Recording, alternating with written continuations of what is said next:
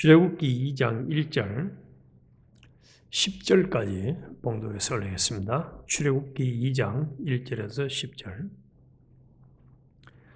레위 가족 중 한 사람이 가서 레위 여자에게 장가들어 그 여자가 임신하여 아들을 낳으니 그가 잘생긴 것을 보고 석 달 동안 그를 숨겼으나 더 숨길 수 없게 되며 그를 위하여 갈대 상자를 가져다가 역청과 나무 진을 칠하고 아기를 거기 담아 나일 강과 갈대 사이에 두고 그의 누이가 어떻게 되는지를 알려고 멀리 섰더니 바로의 딸이 목욕하러 나일 강으로 내려오고 시녀들은 나일 강가를 거닐 때에 그가 갈대 사이에 상자를 보고 시녀를 보내어 가져다가 열고 그 아기를 보니 아기가 우는지라 그가 그를 불쌍히 여겨 이르되 이는 히브리 사람의 아기로다.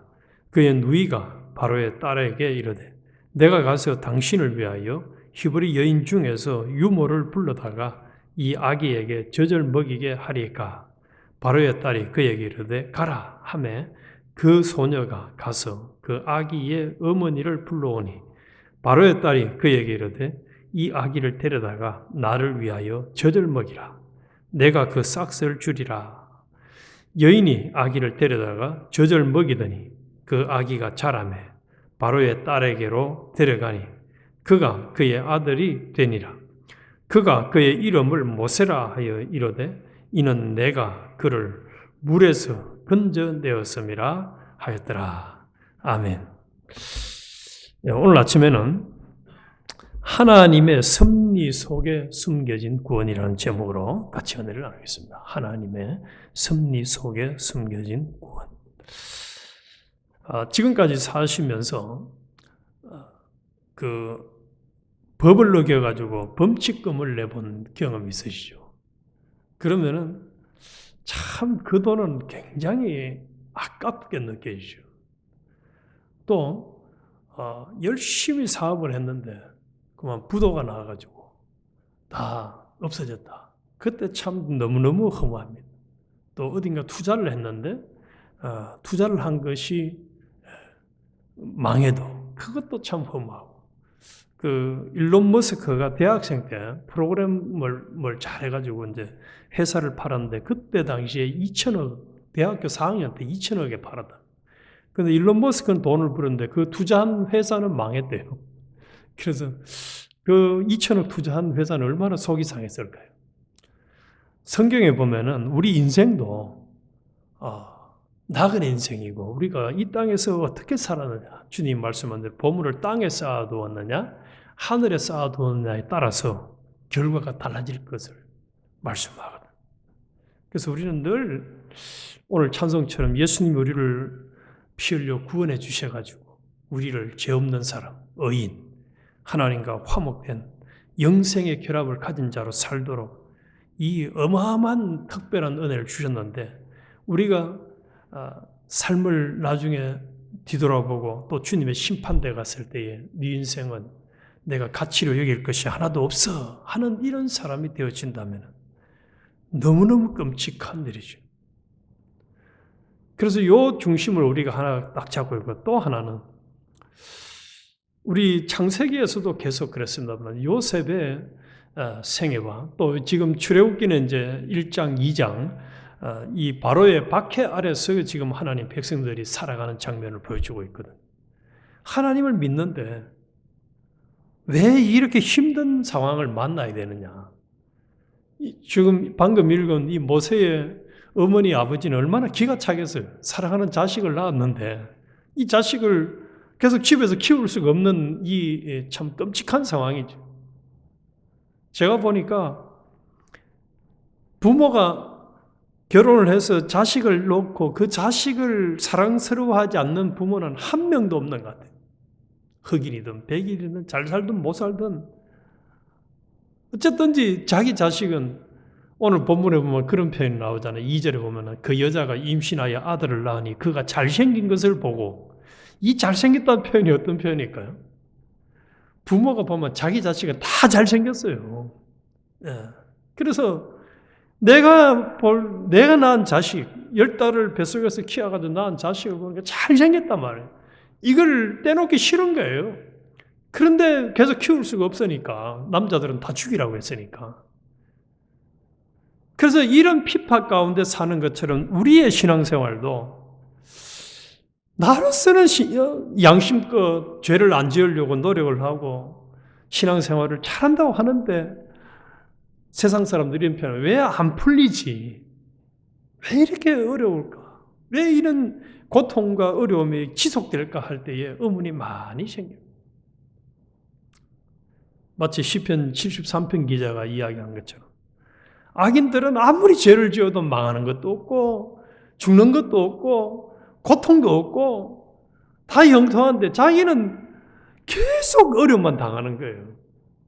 그러다가 나중에 성소에 들어가서 정신을 차리고 보니까 이제 양심이 밝아지고 상황을 정확하게 판단하는 것을 알게 되었을 그때서 이제 악인의 형통은 저게 형통이 아니구나. 저거는 참 너무너무 끔찍한 일이구나 하는 것을 알았습니다. 우리가 출애굽기를 보면서 또 우리 삶을 뒤돌아보면서 우리 어제도 1장에서도 그런 말씀을 나눴죠. 그 하나님의 약속의 성취는 이루어지는 과정이 평탄한 게 아니고 너무너무 어려운 그 환난 속에서 핍박을 통해서 시작이 되어지고 그 속에서 하나님이 또 구원의 섭리가 있다는 것을 1장에서 우리가 증거를 받았는데 이 2장도 꼭 마찬가지예요. 지금 모세가 태어났지만은 태어난 그 자기 부모의 사랑을 자기 집에서 받지 못하고 특별한 하나님의 섭리로 나일 강가에 참 내전도 지게 되어지고 그런데 거기에 때마침 이 바로의 딸이 그것을 발견하고 이제 자기 집으로 데려와서 키우게 되는 장면. 또 거기에 바로 모세의 누이가 이제 공주에게 얘기해서 이 아이의 엄마를 내가 찾아가지고 소개시켜 줄까요? 그런데 또 딸이 그렇게 해라 하고 심지어는 그 아기 엄마에게 구절에 보니까 돈까지 줘가면서 이게 참 특별하잖아요. 이게 누가 하는 거죠? 오늘 제목처럼 하나님의 섭리죠.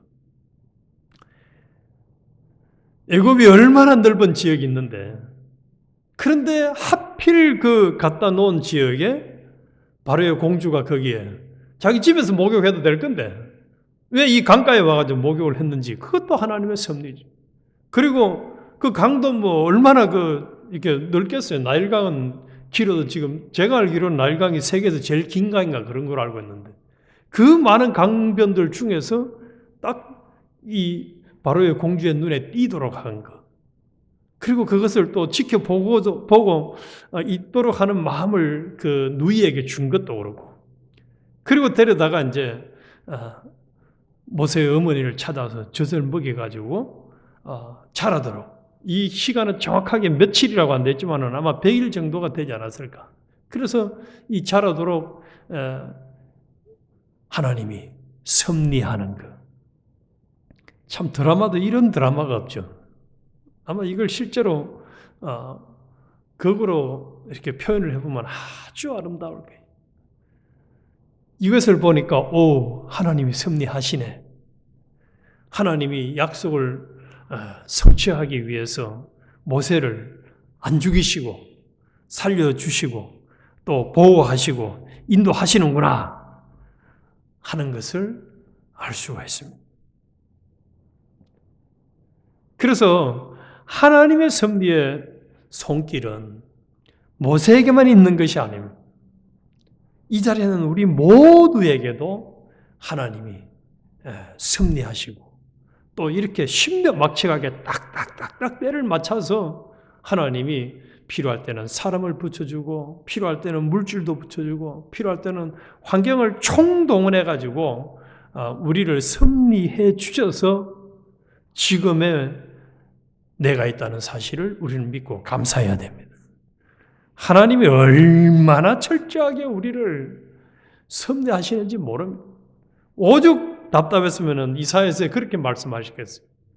여인은 젖먹는 자식을 혹시 될지라도 나는 너를 잊지 않고 내 손바닥에 새겨놓고 있다. 그렇게 말씀하시. 그래서 지난 창세기에서 우리 요셉을 볼 때도 요셉이 그 형들에게 미움받아서 팔리는 과정이나 또 종살이 하는 과정이나 감옥살이 하는 과정을 보면은 하나님의 섭리의 손길이 확실하구나 하는 걸 우리는 봤죠. 그런데 어떻습니까? 다른 사람은 보니까, 성경의 인물들은 보니까 하나님의 섭리의 손길이 명확하게 보여요. 내 자신에 대해서는 어떻습니까? 나는 좀 아닌 것 같아, 이런 생각을 안 해보셨는지. 근데 얼마나 참 이게 이중적인 생각인지. 요셉과 모세에게만 아닙니다. 우리 자신에게도 동일하게 하나님이 나를 돌봐주시고 섭리하시고 구원한다는 사실입니다. 그래서 하나님이 이 모세를 이렇게 이제 죽음의 상황에서 건져 주셨는데, 건져 가지고 몇 년간을 이 바로의 공주의 아들의 자격으로 사느냐? 40년간을 삽니다. 오늘 우리 성경에는 이제 10절에서 11절 넘어가는 게 아주 간단해요. 근데 내었음이라 하였더라 하고 난 다음에 11절에 모세가 장성한 후에 한 번은 자기 형제들에게 나가서 그들이 고되게 노동하는 것을 보더니 어떤 애굽 사람이 한 히브리 사람 곧 자기 형제를 치는 것을 본지라. 좌우를 살펴 사람이 없음을 보고 그 애굽 사람을 쳐 죽여 모래 속에 감추었더라. 장성한 후에 이제 내가 우리 민족을 좀 돌봐야 되겠다 하는 그런 생각이 생겼던 것 같아요. 그런데 딱 가서 봤는데 자기 민족을 우리 민족이라고 표현하죠. 그래서 죽이는데 요 장성한 후에를 사도행전 7장에 가서 보면 스데반이 설교할 때 요 장면을 또 그대로 여기에 반복해서 설교를 합니다. 그때에 보면은 40세가 되었다고 말씀을 해주고 있어요. 그래서 벌써 이제 우리는 10절에서 11절 사이에 몇 년을 건너뛴 거죠? 40년을 건너뛴 거예요. 40년간을 이 모세는 왕궁에서 이제 교육을 다 받고 장성을 했어요. 누가 그렇게 하신 거죠? 하나님이 그렇게 하신 거예요. 하나님이 그렇게 하셨어요. 그래서 하나님이 40년간을 최고의 그 환경 속에서 자라게 했다가 이제 때가 되니까 또 다른 하나님의 섭리의 손길이 뻗치는데, 여기서는 지금 이 모세가 자기 동족을 해치는 걸 보고 죽이고 모래에 파묻은 것, 요 사건을 평가를 안 했는데 사도행전 7장에 가서 보면 이것이 하나님에게 물어보고 하나님의 뜻을 따라서 한 것이라고 인정을 안 합니다. 자기 생각대로, 자기 열정대로 했다는 거예요. 그래서 자기 열정대로 하는 바람에 하나님의 때를 기다려야 되는데, 또 물어보고 해야 되는데 모세가 지금 그걸 안 했어요. 그러고 난 다음에 이제 13절에 보는 이튿날 다시 나가니 두 히브리 사람이 서로 싸우는지라. 그 잘못한 사람에게 이르되 네가 어찌하여 동포를 치느냐 하며 그가 이르되 누가 너를 우리를 다스리는 자와 재판관으로 삼았느냐? 네가 애굽 사람을 죽인 것처럼 나도 죽이려느냐? 모세가 두려워하여 이르되 일이 탈로 되었도다. 보통 사람 같으면 잘못을 지적해주면은 그럼 모세 네가 하는 말도 내가 잘못했다 이렇게 인정을 해야 될 건데 인정을 안 하고 네가 나를 죽이려고 하네? 하고 오히려 더 큰 소리 치는, 그러면서 해치려고 하니까 이 모세가 이제 그 사람을 피하는 장면이 나오고, 또 하나는 여기에 14절 마지막에 말씀한 것처럼 탈로 되었도다. 이것을 15절에 보면 바로가 그 일을 듣고 자기 민족을 죽인 것을 한 바로가 모세를 죽이고자 하여 찾는지라. 모세가 바로의 낯을 피하여 미디안 땅에 머물며 하루는 우물 곁에 앉았더라. 그래서 이제 하나님의 섭리 속에 이 모세는 바로의 공주의 집에서의 편안한 삶, 어떻게 보면 최고의 누리는 삶은 끝나고 지금부터 이제 아주 혹독한 시련의 준비 과정으로 접어드는 내용을 우리는 지금 보고 있습니다. 그리고 나중에 16절 이하로 쭉 내려가면은 이제 미디안으로 가가지고 거기서 자기의 장인도 만나고 부인이 될 사람도 만나서 결혼을 하게 되고 아기도 낳았다는 거예요. 그러면서 마지막 결론을 뭐라고 짓느냐? 25절에 보니까 하나님이 이스라엘 자손을 돌보셨고 하나님이 그들을 기억하셨더라. 하나님은 기억하셨다. 마음속에 새기고 있다. 이게 계속 구약에서 또 신약에서 오늘 우리에게까지 하나님은 구원의 손길의 섭리를 뻗치고 있다는 것을 계속 확인해 주고 있습니다. 그래서 모세는 이 40년간은 이제 아주 자기가 자라야 될 과정이죠. 육체적으로, 인격적으로 자라야 될 과정 속에서는 최고의 과정을, 최고의 대우를 받으면서 살다가 이제 하나님의 그 구원의 손길을 따라서 또 하나님 백성들을 구원하는 그런 사람으로 준비되기 위해서 이제 또 다른 혹독한 과정을 시작하게 되어지는데 이게 얼마나 극적이냐 하면은 한번 생각해 보시면 한국에서 그런 말이 있어요. 서울 사람들은 서울이 아니면은 전부 다 지방이라 하거든. 시골이라 하거든. 서울 밑에 사람들을 보고. 그런데 지금 모세가 자랐던 바로의 그 왕궁에서의 40년 삶을 살던 이 모세가 이제 거기서 죽음을 피해서 피난 가서 미디안으로 갔는데 3장 1절을 보면은 뭐라고 딱 표를 해놨냐면은 모세가 그의 장인 미디안 제사장 이드로의 양떼를 치더니 양떼를 치는 직업이 뭘로 바뀌어버렸습니까? 목동으로 바뀌어버렸어요. 목동으로 바뀌어버렸어요. 그 양떼 치는 거는 그 16절에서도 나와요.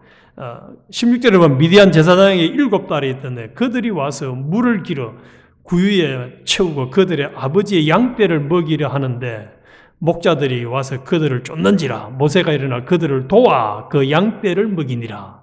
그래서 이제 졸지에 왕궁의 왕자로 대접을 받고 살던 사람이 제일 천하디천한 목자로 그냥 목동으로 바뀌어버렸어요. 이걸 보면서 하나님은 참 사람을 준비하는 과정이 또 하나님의 그 사람으로 세우기 위해서 훈련시키는 과정이 특별하다. 왕자가 그냥 목동으로 바뀌어버려요. 이건 돈 주고 하라 해도 안 할 건데 이건 하나님이 강제로 이렇게 만들어버려요. 그런데 이 과정이 무슨 과정입니까? 자신뿐만 아니라 이스라엘 백성들을 구원하는 하나님의 구원 계획의 섭리 과정의 일환으로 하나님이 지금 이끌고 있다는 거예요. 이것을 우리에게 적용시키면은 우리도 참 죽음을 피해서 도망다니는 이 모세의 걸음처럼 이런저런 혹독한 시련들이 있을지 몰라도 어려움이 있어도 또 지금의 내가 만난 상황도 하나님이 인도하시고 하나님이 섭리하는 사람이 마음으로 계획해도 인도하는 분은 하나님이라 말씀한 것처럼 그래서 내 걸음도 내 인생길도 하나님이 섭리하시고 하나님이 인도하신다. 그런데 그것은 철저하게 하나님의 주권적인 그 사랑의 섭리 속에서 기억하시고 인도하는 걸음이라는 것을 믿는다면은 우리는 앞으로도 소망이 있는 거예요. 나를 인도해 주신 하나님이 내게 은혜를 계속 주실 것이다. 우리는 요 구원의 섭리의 손길을 믿고 인내하며 날마다 승리하는 우리가 되어야 하겠습니다. 아버지 하나님 그렇습니다.